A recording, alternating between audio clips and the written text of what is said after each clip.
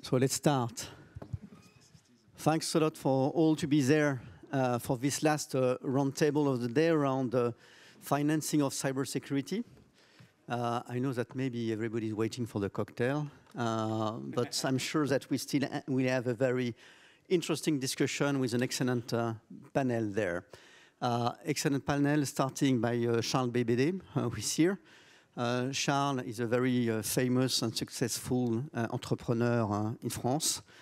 He has created Self-Trade, Poeo, many others, and he has created 4 different funds in France, 3 on 3 thematics, and 3 funds are already over 300 million euro. And he has also created 1 fund around quantum and physics, so that's very interesting. Thanks, Charles, for being there. He will speak about his recipe for making this successful, and he will speak also about the specificity of the quantum investment. Okay. We also have Thomas Reagan, Mr. President, welcome. Thomas is head of cybersecurity for Marsh McLennan. Marsh McLennan is a leading insurance brokerage and risk company. And by the way, Oliver Wyman, to whom I belong, is belonging to Marsh McLennan. We are from the same company. And so it's quite interesting with Thomas. We'll have a viewpoint about the difference in between the US and Europe, you know, from a global company perspective, and trying to understand what is good enough on cybersecurity, and should we better, you know, build in Europe a cybersecurity business more with sticks or with carrots. And I think it will be an interesting debate. Thanks, Thomas, for being there. We have also Samuel Waddell here. Samuel is from the French BPI, and he has a track record of investment in mid and large companies, in tech, in software, in cybersecurity as well. So it's really at the core of this financing subject in France. He will give us his views also about the reasons of such a gap in between the investment of US versus Europe in cyber, and also his view about the potential ways to close this gap. We also have Thibaut Claes, who is head of FNX Venture. Thanks for being there. FNX Venture is a corporate fund, so it has some specificities. It would be interesting to understand these specificities being managed by a corporate fund and a public fund as well. We also have Vincent de Crayencour. Vincent is a senior advisor at Oliver Wyman. He's a former advisor of many ministers in France, Army, Foreign Affairs, and he has also he was a former Thales guy. He has created CYBICA, which is a cyber integrity capital fund. And he will speak about cybersecurity as a tool to develop internationally. He will speak about the role of non-governmental organization on cybersecurity. Thanks for being there, Vincent. Unfortunately, Paul Midi, who is member of parliament, député in France, who was supposed to be there, has been called by Emmanuel Macron to be at the French Assembly today. So he's leading the digital security law, especially with the SME angle, so he apologized for not being there today.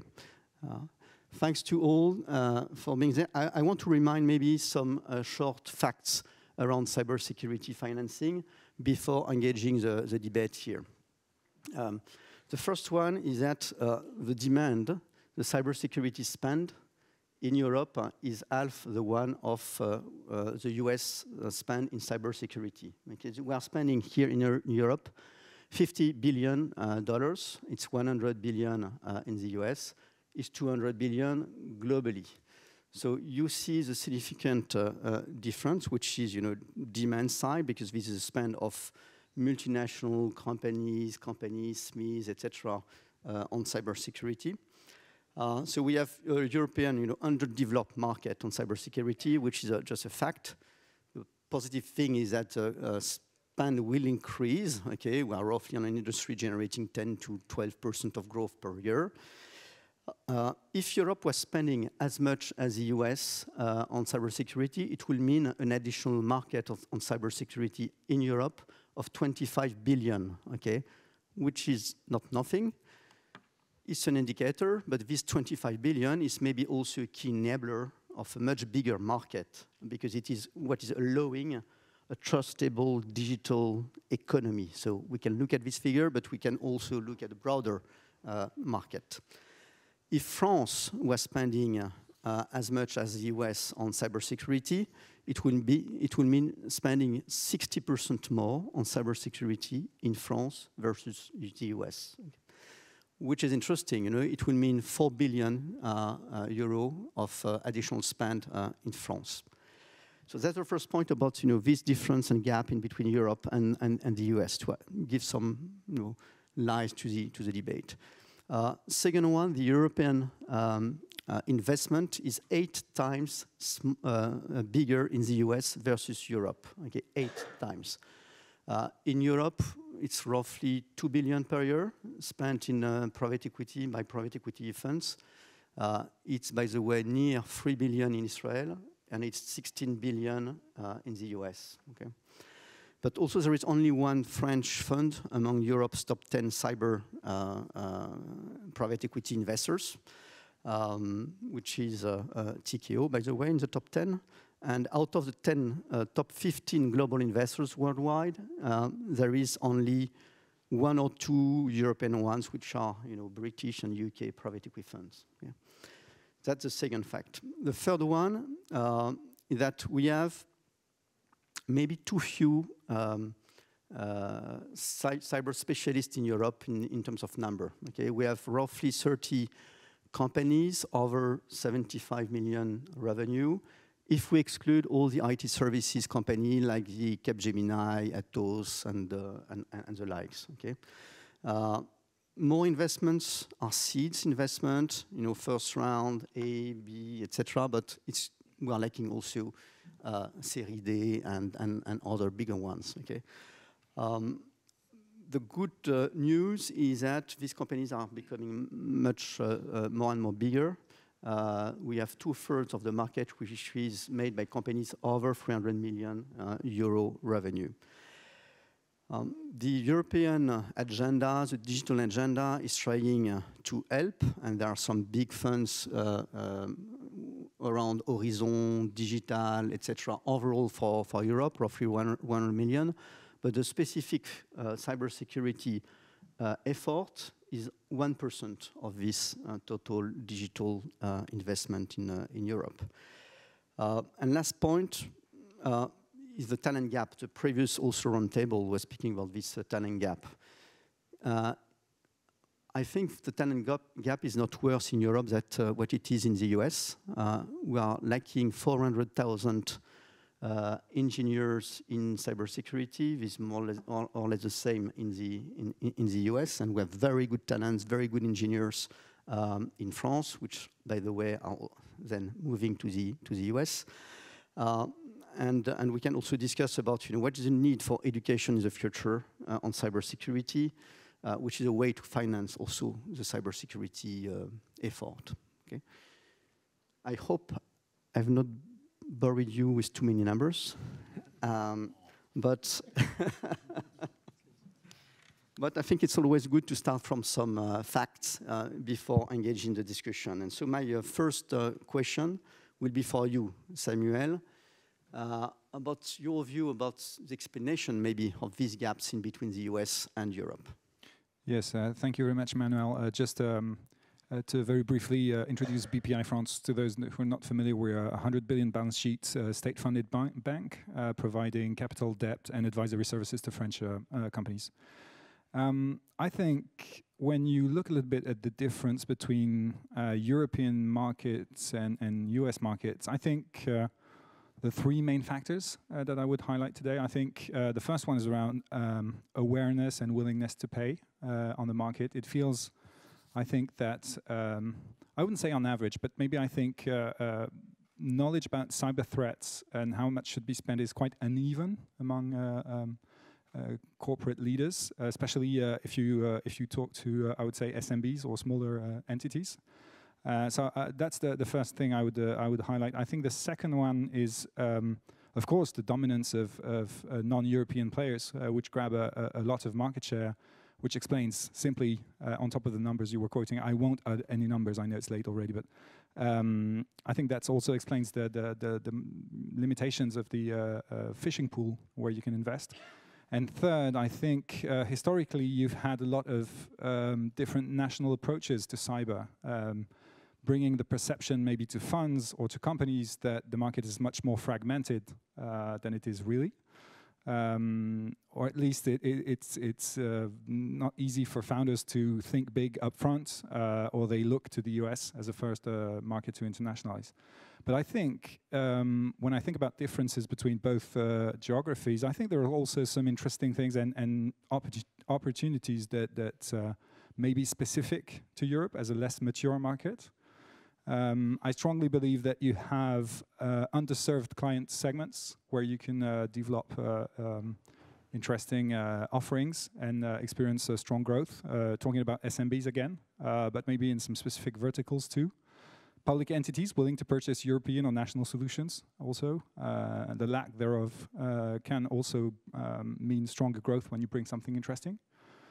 I think the European market is a great buy and build opportunity. There's been lots of fundings, of early stage fundings over the past 10 years, maybe not enough, but still. And I think 10 years on, it's time maybe to consolidate a bit more the market. So I think that's also an interesting opportunity. And of course, you have strong technical educational system, which brings good founders to the game, where funds can add value by helping them grow. So yeah, I think think about the difference between the two geographies. I think it also comes with opportunities.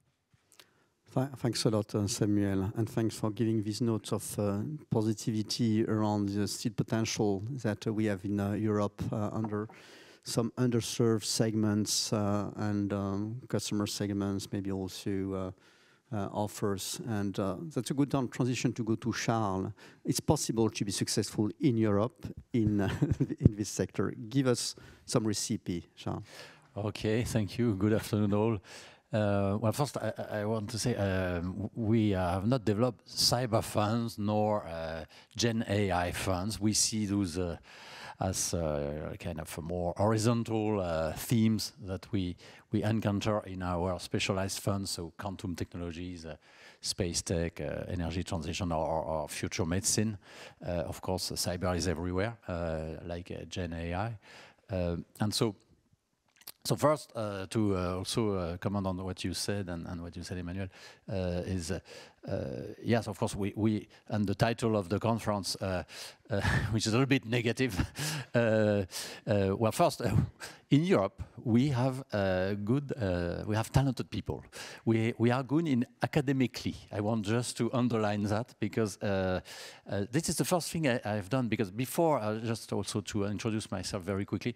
I'm an entrepreneur. I created several firms, as Emmanuel said, in different fields. Now I create funds. So, but the first thing I did when I started to this, let's say, mutation of myself and going across the river is to check whether we in Europe we have assets to develop tech funds and especially deep tech funds. And the answer is of course yes.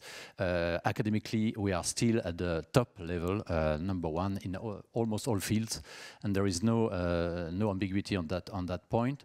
In all fields I just mentioned and many others, you can go to the Shanghai ranking and you will see that in terms of publications, in terms of Nobel Prizes, in terms of ranking of universities, Europe is still there, first.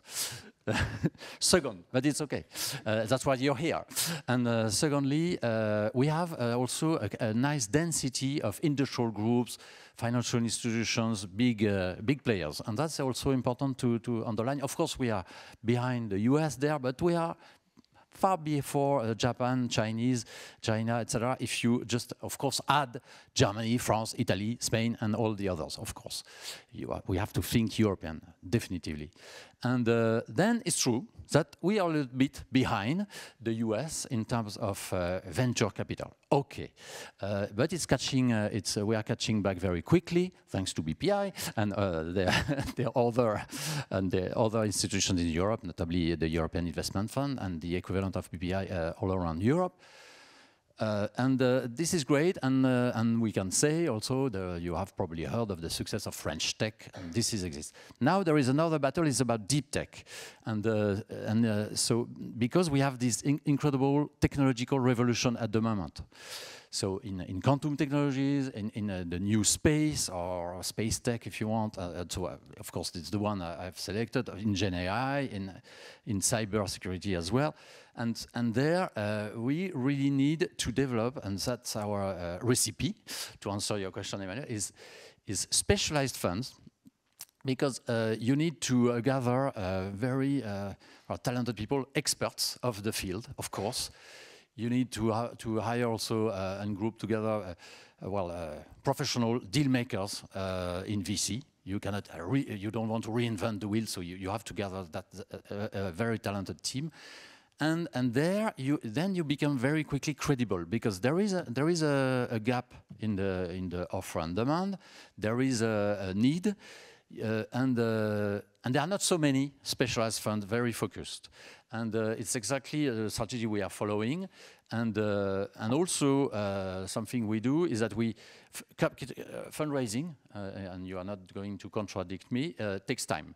And it's especially in the last 2 years, it was difficult due to the rise in interest rates, and many of the big financial institutions having to face capital loss in their portfolio, and the end of the buyout, let's say, bubble. So it's important also to be as entrepreneur, because we are still entrepreneur, even if we cross the river, as I said.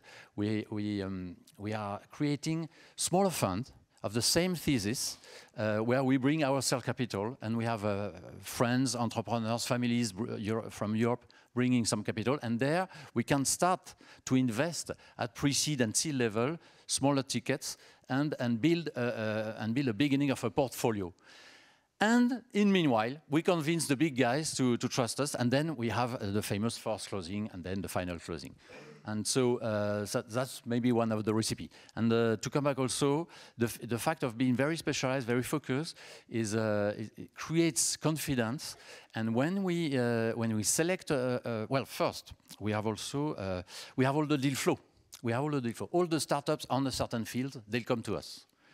Because we are very frequently the only fund of that sector, in Europe at least. And so, so we can be very selective. Then we can begin to do some deals, and then we become like almost like we were enjoying a kind of a monopoly.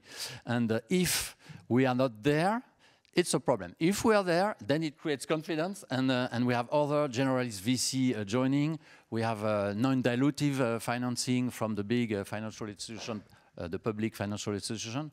We have sometimes also, as you said, some institutions now in Europe that are beginning to purchase equipment from startups, which is new, and all that virtuous cycle begins to start to kick in, and it's that's the way we do things at the moment. So we have our second quantum technology fund called Quantination now, raising with a target size of 200.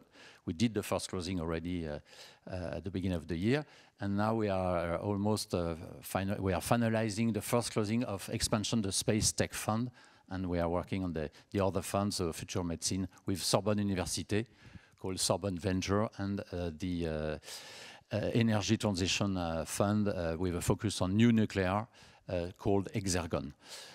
Just a last comment, we don't ignore the States, and in quantum technology, we invest globally. In fact, it's such a niche that you cannot invest only in Europe. We are very good in Europe, but there are very interesting companies in Canada, in the US, and in Australia, and in Japan. So we invest all around the world in this fund. The other funds are really focusing on Europe. Thank you. Thank you. Thanks a lot, Charles. Very interesting. And thanks for sharing openly this recipe. also underlining the topic of talented people in Europe. We can build on that, that's for sure. On this very good level of academics. Thibaut, are you going to contradict Charles, or because you have your own specificities and specificities of corporate fund providing a different view maybe on investment and way to do? Yeah, there are some different points. First, time to close the fund. In my case, it took me just 1 minute because I was called by my boss who told me, we have 20 millions on the table, will you manage it? It was easier to do. Yeah, then that's the first advantage to be in a governmental / corporate venture fund. That's a big difference. Maybe another difference is that if Charles goes to his LPs, they expect a return, most of the time a quick return, because they invest, there are family offices and so on. In the case of FNR Stahl, which is a weapons manufacturer that launched the fund, and Wallonie Entreprendre, which is the equivalent of BPI but in Belgium, both have time to receive their money back. They both invested only 10 millions, which is not by nothing for them. Then, certainly at the pre-seed seed stage that we can take the times with the entrepreneurs to build companies. Because, it's a little bit contrarian to think about pre-seed and seed when you still need to look at the market, develop a product and a real business, and to say, hurry up, I need to have an exit in 7 or 10 years from now. Then that's the big chance that I have to manage this fund, and that's the really big advantage. Because it's just really passion capital. Now, having both governmental fund and corporate venture, corporate together in a fund, has the disadvantage that you are maybe not ambitious enough. Normally, we combine the worst of both in VC, because normally the perfect ones are the private VC, and I say always, corporate VC, try to forget it. If you can avoid governmental fund, and I work for governmental fund, try to avoid it, and they say, okay, we will combine both, the worst of the world, and we will try to do something better. Why? Because you can benefit from the expertise of the corporate. And when I say that, is that I will try, and we just launched in February, then we will see it, but it's not bullshit just to say we will help startup. And how will we make that working is that I don't come from the corporate. I invest for the last 7 years in startups, pre-seed and seed stage startups, that I know how do they think. I'm not an entrepreneur myself, but I know that it takes time. We will lose money, and it's okay. What corporates normally don't get that much, the time to market and so on. And that's how we will try to really fill the gap between corporates and startups, because it's a really huge topic. It was discussed earlier this morning to say, yeah, but governments should buy from startups and give them grants. And I think it's the same with corporates. How do we work with them, or how do corporates work with startups without destroying them? Which is really a big gap, and that can help them growing, in fact. Thanks a lot. Very interesting, Thibaut, and quite indeed different from Charles. So really interesting to have this view about corporate funds. And let's cross the Atlantic, maybe. Thomas, Reagan. As said, coming from Marsh McLennan, being the head of cyber at Marsh, cyber is risk. Risk is cost. We have this difference in between the US and the UK. But I think it's a bit fuzzy. What is good enough? How much should we invest in cyber security? When I see this so big difference, are the US doing more the right thing? Are the Europe overpaying? Are the European countries doing more the right thing? So, from the perspective of a global group like Marsh McLennan, it would be interesting to get your point of view on that. Sure. Thank you very much. And fortunately, I do have more numbers.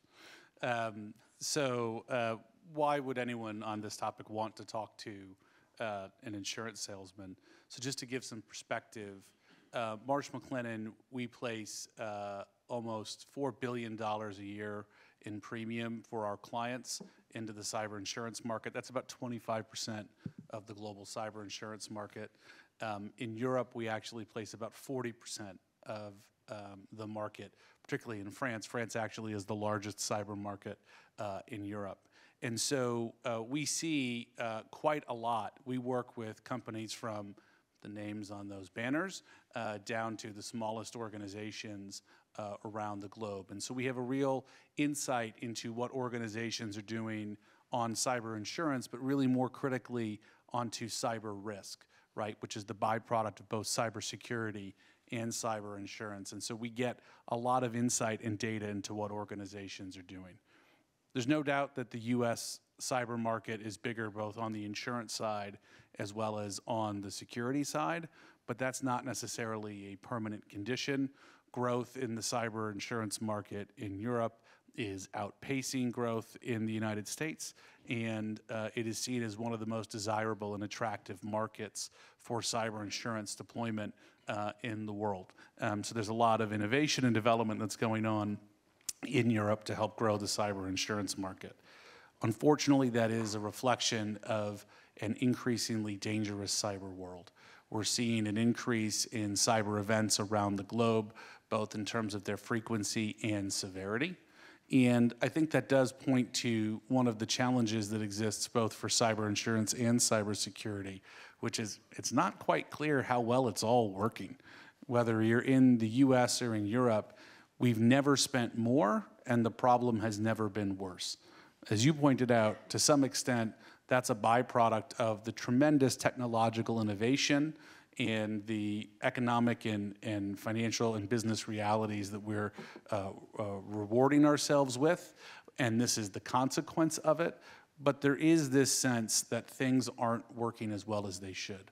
One thing we do as an example is we work with firms and we have a standardized assessment of their controls. So we have really good information as to the difference in relative risk for organizations with the top controls and with the slightly more mature controls. Moving from less mature to fully mature only reduces your cyber risk by about 40% for large organizations. So you still have a 60% residual risk. You can't spend this risk to zero. So that's a real challenge and a challenge to the cybersecurity industry.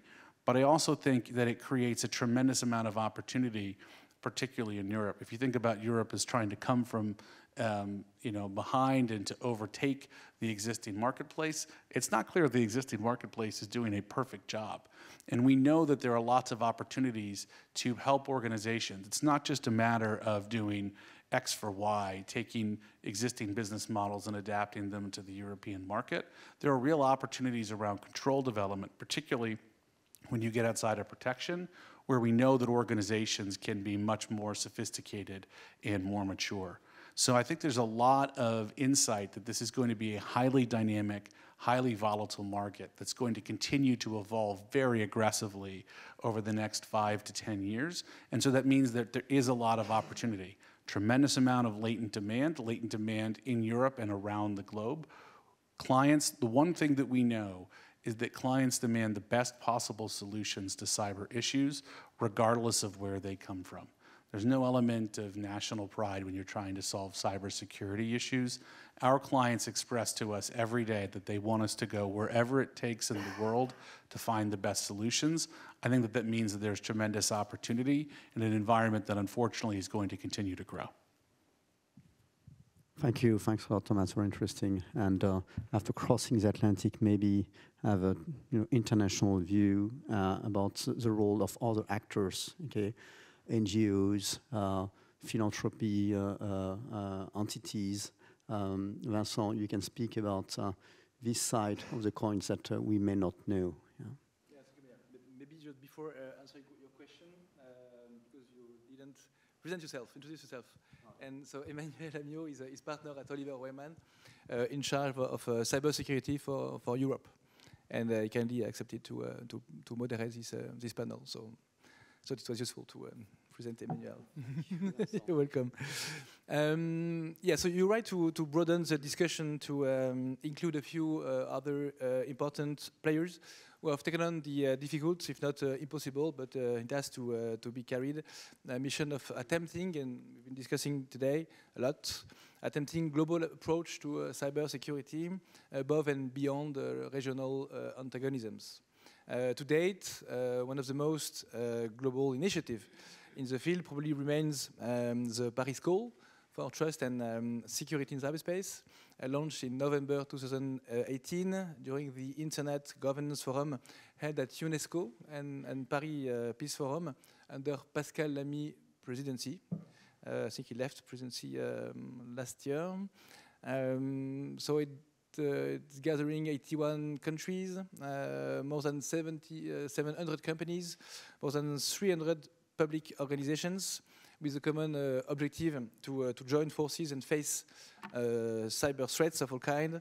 It was based around 9 common principles. I can maybe quickly recall, like protect individuals and infrastructure, protect the internet, defend electoral processes, and I'm going to come back on the damage caused to democracy.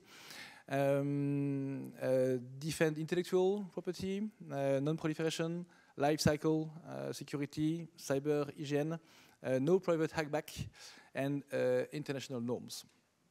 Now, in this framework, all cyberspace actors are invited to work together. States are encouraged to cooperate with private sector partners. The world of research, of course, that Charles mentioned, saying that yes, French academics and European academics in general is known for its talents. So the idea basically is to adopt responsible behavior and implement within cyberspace the fundamental principle which apply in physical world. We could also mention other important initiatives in the framework of United Nations, notably on cyber criminality, for example, that led to a new treaty you probably heard about that is not, let's say, universally appreciated.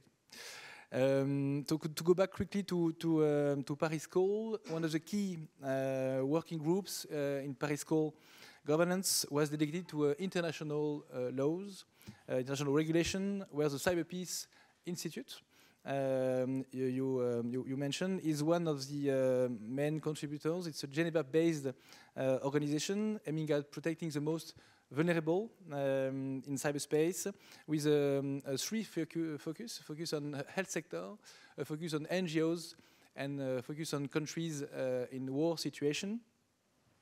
The Institute tries to remain independent and neutral. It offers very specific competencies. They investigate, they trace and analyze cyber attacks. They try to assess human impact of systemic cyber threats. They deliver also free cybersecurity assistance, notably through a program maybe you heard about called Cyber Peace Builders, a platform that brings together entities in need of support and volunteer cyber experts, about 800 experts now, made available by their companies. So they also track the enforcement of international law and norms and forecast cyber threats. So essential mission, but by definition with necessarily limited resources. CYBICA, the investment that I manage today with my associate Tristan, right there, was born out of the will to give this kind of organization, the Peace Institute, the technical and financial means to carry out their mission alongside governments and the giant of the sector, whose principles of action are not necessarily guided by the same intention. We know that. So we talked about the Institute. We could also mention Hack for Values, maybe you heard about it, which is doing remarkable work, offering free pen testing and leading a community of ethical hackers. I could also mention, because I see Ms. Bpitrance over there, e-enfance, that has a desk right above, and that is obviously eligible to support from CYBICA, and so we could discuss about it, and we're going to discuss more in the coming days. So as a fund, I'm going to finish with it. A fund very connected to cybersecurity research centers. Our intention is really to bring out champions in the field, capable of making a difference, both in the civilian and in the defense sector, to raise public awareness of the global nature of cyber threat. In the context of armed conflicts, we must not forget that the targets are above all civilian, as demonstrated by the cyber dimension of the Russian-Ukrainian conflict, and that's why we decided to encourage notably dual-use solutions. Thanks a lot, Vincent. I'm discovering plenty of things with you. Thank you. And I'm also encouraged to stop at 6:20, so that we have time to go to the cocktail after. So remaining 13 minutes. Let's come back to you, Samuel, because you introduced about your vision about the gap in between the US and Europe. But now, what are the top priority actions or axes to try to close the gap? What is your view on that? Well, I think that, first of all, one of the true issues is around raising awareness, and I think the current context is actually quite an opportunity in that sense. The context you were describing, Thomas, about increase in threats. Everyone, I think, now measures what a cyber attack means, much more than 5 or 10 years ago. The general public, but also a larger portion of the economy and key decision makers. So if you combine this increase in threats, new NIS2 regulation that will embark also a large number of organizations in cyber regulation, is also an opportunity to tap. I personally think this awareness raising should also try to be a bit less negative and less. Sometimes it's almost shaming. I mean, saying that human is most of the time the problem or the main problem factor. I think you can turn it the positive way. What went wrong? So I think that's the key thing. It's coming to raise awareness about cybersecurity to key decision makers in each organization. One of the way we're doing it, it's not perfect, but at BPI we are trying to get proactively to the leaders of SMBs we are either invested in or who are financed by our finance arm, with a very simple few days diagnosis on where they stand in terms of cyber, whether they're NIS2 or not. And the objective here is just to bring in, some facts to the table and not to push a strong message around, look, there is threats, you're doing things wrong, you're the problem. So I think that's one of the key things. Second, I think, is demand stimulation for European solutions. I think things around, enforcing something similar to Small Business Act in Europe for European institutions as well as national institutions from member states, I think makes a lot of sense. You shouldn't do it too fast, otherwise you create fake companies that are not performing well on the basic, which is the product. But I think there is a lever that can be activated. And I think, of course, it's also about fostering investment, maybe in tech in general, I think, but maybe in cyber more specifically. Specific incentives, Paul is not there, but I think it's part of what he's advocating for, and I think it makes a lot of sense. As you mentioned, Charles, I believe that specialized funds are also a great way to display success. And to have very specialized professionals in the first that can move first and bring the trust that is needed when you do a growth round, which is key. And hopefully this will bring private LPs to the table and start the circle you were describing. Thanks, Samuel. Does it come till trying to change a public sector spending, at a European level, and to be able to encourage tech companies, AI, cyber, so larger than on pure cyber? Do you go till then to say we need to revisit our code of sourcing of spend and have the public administration in Europe, buying with European actors, more just purely foreign ones? Well, I think it's a very different. We often talk about the difference in culture and risk taking in the investment world. I think it also applies to purchasing organizations, and I think many European organizations are maybe very cost driven, at least in France too, and. It's not about the you're right. It's about the regulation, but I think it's also about the culture. And I think this is where you need both. You need to raise the awareness of why it matters to have European solution, and you need at the same time to adapt the regulation and existing budgets to orientate them more towards European solution. Okay, thank you.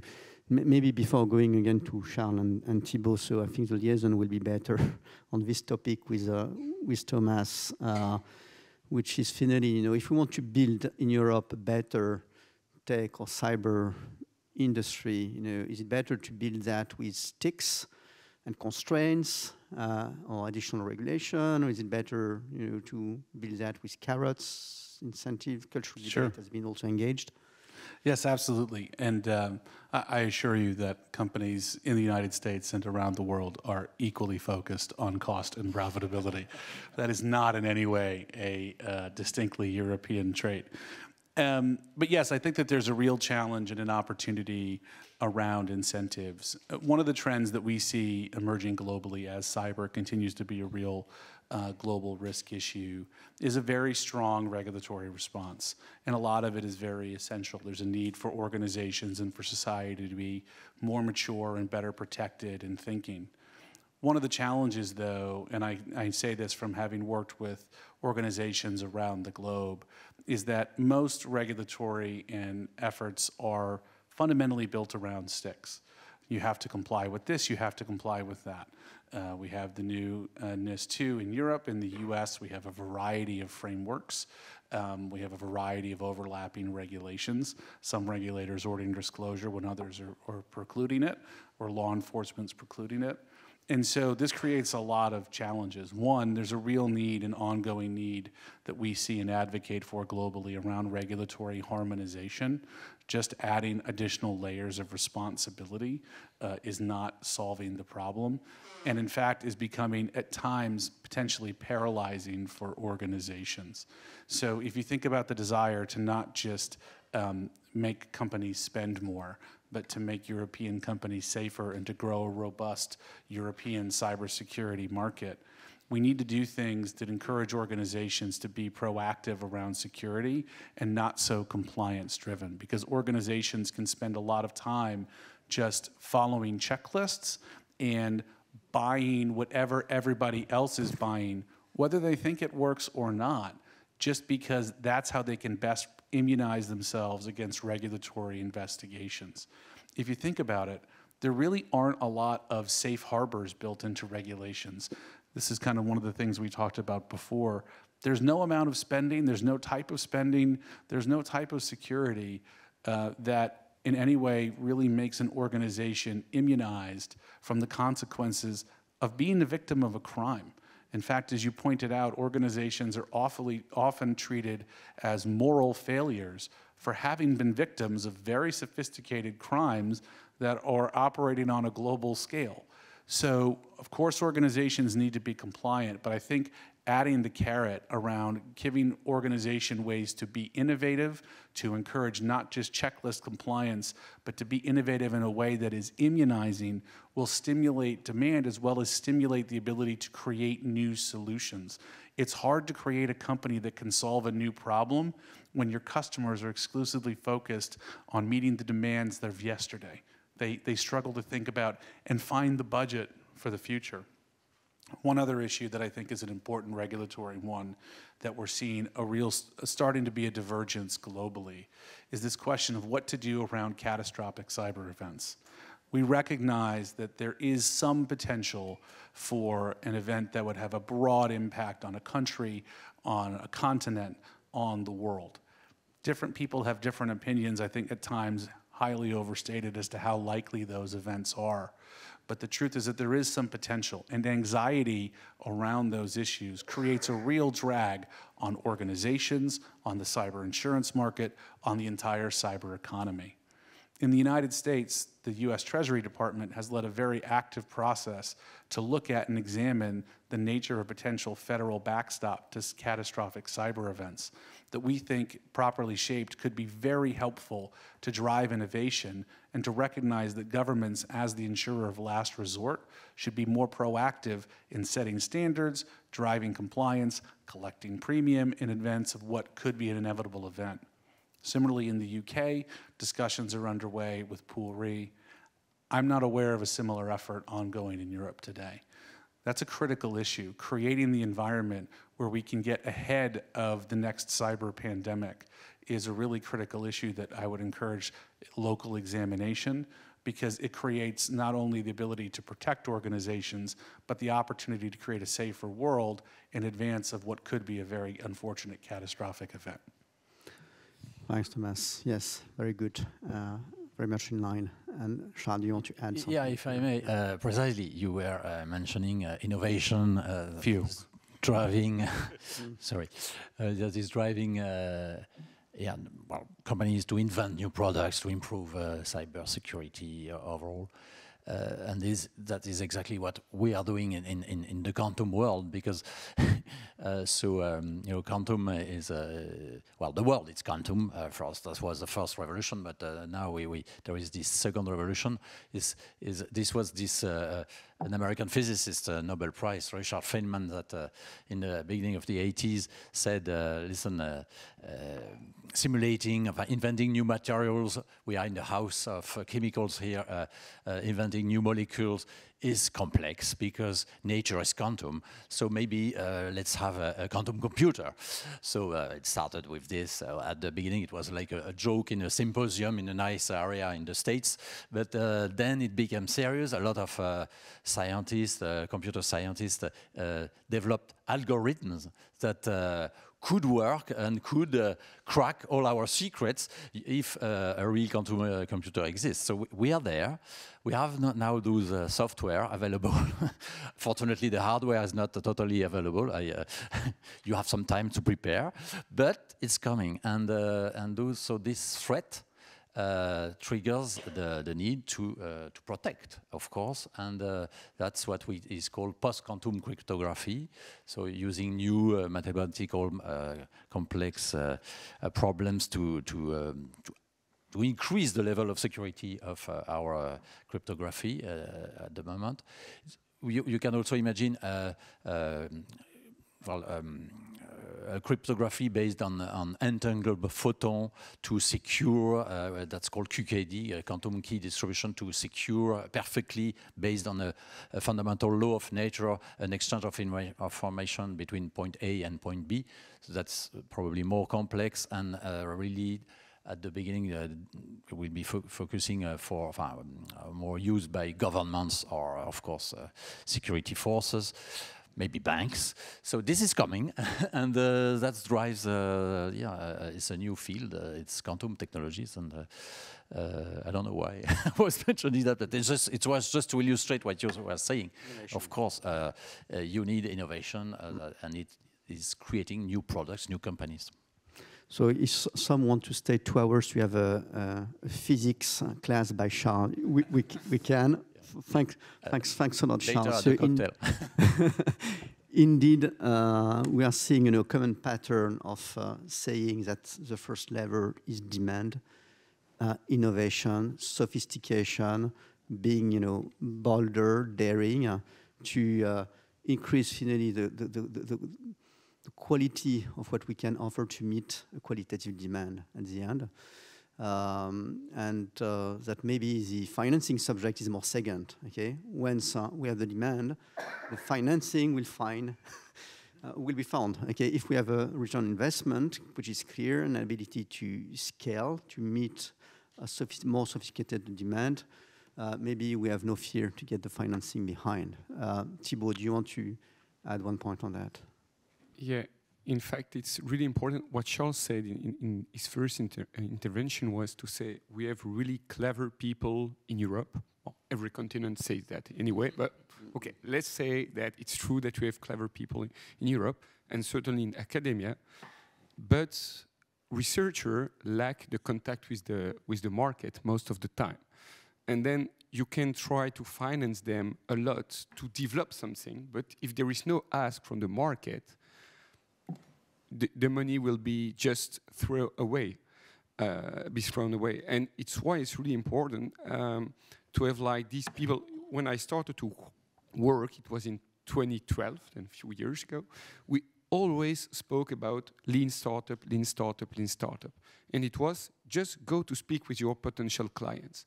And today I have the impression that because of deep tech or because of cybersecurity, you have people telling to the VCs or the authorities, give me a lot of money, I will try to build something, I will build it, okay, but I would like to, if you disagree, really to exchange with you, but my impression is that they want to receive a lot of money and build a product and then try to sell it. But then you are one step back regarding what you could do before. It's true that it's more complicated to build a cybersecurity or deep tech solution than it was for software, but you may try to go quicker on the market and test it. You disagree, and I would like to speak with you. No, I agree. It's just that it's the responsibility of the venture capital to select the right teams that are not just building a dream of engineers that understand that their product is useful and there is a potential demand. And if the venture capitalist doesn't do that check, then they miss something. Okay. Indeed. Thanks a lot. And by the way, we can finalize the debate at the cocktail on this on this topic. So I see that we need to wrap up. So maybe for Vincent, last question. What would be your recommendation to companies or government to maximize the impact of investment in cyber? I'll make it very short. Obviously, investing. Yeah. Sorry. I'll make it short. Obviously, investing as heavily as possible. Marc Damon mentioned it today. Investing in technological innovation and not let just a few big non-European countries or companies make this effort. Don't fall behind in the next phases of the AI and quantum revolutions. Targeting as precisely as possible the solution of the future via a strong link, I insist on it, with the universities and research centers, which also stand to benefit directly from increased funding, raising awareness throughout society, but also, and I think it's a key point, focusing on training. We didn't talk a lot about training and supervising in a way the new generations to offer them perspective, maybe better promote the European Cyber Shield Marc mentioned today, taking also into account that the bad guys, it's something like laws of nature, progress much faster than the good guys, and they're always one step ahead, so we can't afford to get left behind and must strengthen the good guys camp in all its components. Yeah, I will end like this. Thanks a lot, Vincent. So not a lot of time to make long conclusion or synthesis, but I would stress that let's reverse the subject that we had. Okay, starting from financing. I would start really by the demand side. Critical, to start by the demand side, which is awareness, which is about shifting from a techno view of cyber to a much more broader democratic view of cyber. Positive marketing, I've heard. Ability to switch also the mindset of Europe to maybe less sticks and more carrots is really crucial to make it happen, to build the conditions and ecosystem to be successful. Maybe last point, ability to scale. And ability to scale for me is daring to go very quickly to big countries where we can scale up, so moving to the US. And we have companies in France, in Europe, Cyber Angel, Mistral, and many others, okay, we have shown that very quickly they are going to the US to be able to scale up because it's a condition also of profitability, and then to get after the last condition, which is the financing. So thanks a lot for attending this session, and thanks to all of you for your great participation. Thank you.